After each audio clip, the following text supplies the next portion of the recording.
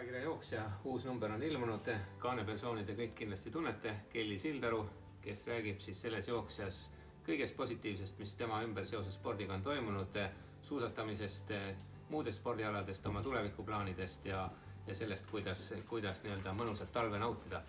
Aga selles numbris on palju häid lugusid lisaks sellele loole ja üks nendest on Olev Vahemaaga, kes valmistub oma 100. maratoniks. Oleviga on siin pikk lugu.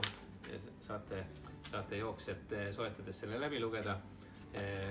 Aga Olev, ütle, millist rolli see ajakiri on sinu elus siiamaale kandnud, et kui oled ise jooksumees, siis nagu tundub loomulik, et jooksjad tuleb tellida ja lugeda. Algusest peale, kui ajakirjaks ilmuma, on see mul tellitud, ootan alati huviga seda postkasti, kui ta ilmub.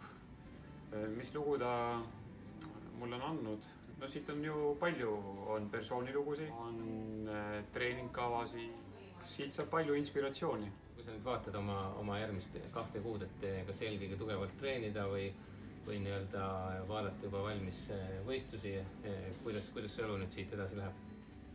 Järgmine maraton on 7. märts Rakveres, Rakvere talvemaraton ja ikka 42 kilomeetrit.